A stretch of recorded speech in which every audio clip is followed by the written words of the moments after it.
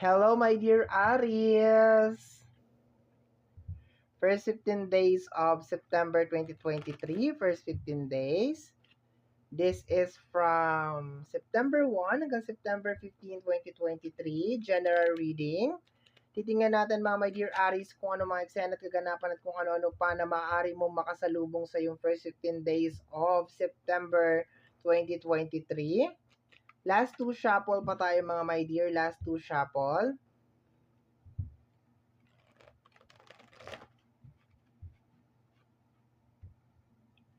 Okay, last one. And more on jumping card tayo ngayon mga my dear. More on jumping card.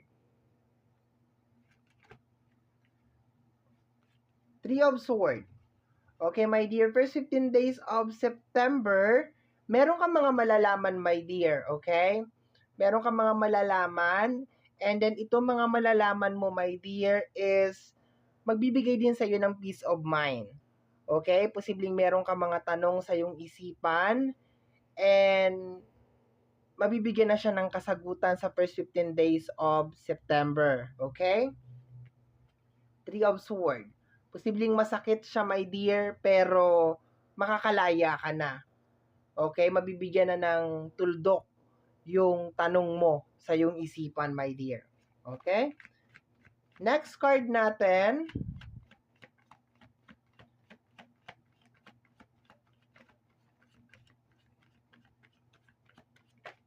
Okay?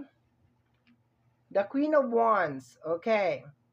So, related sa usapin ng manifestation na nakukuha ko dito, more on parang babangon ka ulit, my dear. Okay? Makakagawa ka na ng mga moves. Okay? Kasi, sa paglabas ng Three of Swords dito, meron ka mga tanong, and yung mga tanong na yun ang nagiging dahilan, my dear Aries, para hindi ka makagawa ng mga moves sa buhay mo. Okay? Kasi, wala ngang sagot eh. Posible na iiwanan ko ba siya, ganon. Kasi meron akong kutob or meron akong nararamdaman na parang mali, parang ganon. But so far, dahil dito my dear sa malalaman mo sa energy ng Three of Swords, is makakagawa ka my dear ng mga panibagong new beginnings, okay? Babangon ka ulit my dear, yun ang nakikita ako dito. Okay? Tingnan natin, additional cards. The Wheel of Fortune. Okay, magkakaroon ka ulit, my dear, ng pagkakataon na maayos ang buhay mo. Okay? So, napakaganda nito, my dear. Masasaktan ka muna, my dear. Kasi wala namang pagtanggap ng katotohanan na magaan sa puso.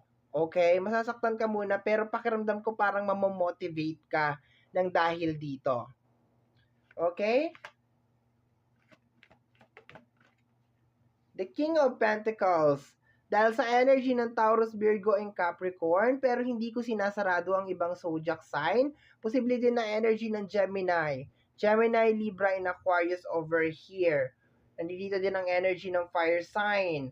Aries, Leo, and Sagittarius. Pero pakiramdam ko ikaw tong dalawang to, my dear eh. Ikaw to. And then itong dalawang nasa gilid, ito yung parang involved dito sa energy na to. Okay, meron kang malalaman na meron kang malalaman kay Gemini, Libra, and Aquarius, Taurus, Virgo, and Capricorn. And then dun sa malalaman mo na yun, my dear Aries, mag-uumpisa ka ng something, no? Mangangarap ka ulit, okay? Tingnan natin. Maski takpan ko, hindi mo pa rin makikita. Nagsha-shadowing talaga siya. Ayan. 'Di ba? So ikaw to, my dear. Kasi energy, my dear, to ng Aries, fire sign, 1. So, ikaw to. And then, meron kang malalaman na energy or confirmation kay air sign, Gemini, Libra, and Aquarius, pero hindi ko kino-close ang ibang zodiac sign. Pero yung nandito, my dear, is Gemini, Libra, and Aquarius, and Taurus, Virgo, and Capricorn. Okay, my dear. Additional message tayo. Ay, sorry. Nasagi ko ang stand. Okay. Sinasabi dito, my dear, na dapat matagal ka nang gumawa ng moves, no? Kasi kikita mo dito, ano ka na eh, hirap ka na dito, 'di ba? Hirap na hirap ka na talaga. Ayan no. Medyo maraming maapektuhan sa inyo at first. Siguro mga 9 days, the 9 of, ayan o, the 9 of Wands, mga 9 days na medyo balisa, my dear Aries. Pero after nun, wag mo move forward ka na rin naman. Okay, tingnan natin. The 8 of Sword. Yes. Maraming aalis sa inyo sa toxic situation. Ayan no, kasi matutuklasan mo na talaga, my dear, yung totoong hangarin sa iyo ng tao or masasagot na talaga yung matagal mong tinatanong dyan sa iyong isipan. Okay, 8 of Sword is energy ng trap card. And kung makikita mo yung ating 8 of Sword, dahan-dahan natatanggal yung kanyang blindfold. Nakikita mo na, my dear, yung realization. Kung ikaw ay binobola, inuuto, pinapasunod-sunod, di ba?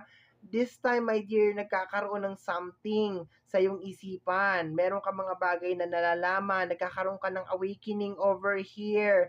Ayan, posibleng isang bagay, my dear, na ang tagal-tagal mo na talagang kinikimkim or pagod na pagod ka na or matagal mo na talagang gustong iwanan, gusto mo na talagang umalis din sa sitwasyon na yan pero hindi ka makaalis-alis kasi nga naghihintay ka ng sign, naghihintay ka talaga ng sagot. So eto na siya, my dear, ibinibigay na talaga sa'yo. So, nakukuha ko dito, possibly din 9 or 8. Okay, 9 to 8 days, 8 to 9 days. Okay, na posibleng medyo malamya ka, my dear. Medyo malungkot ka.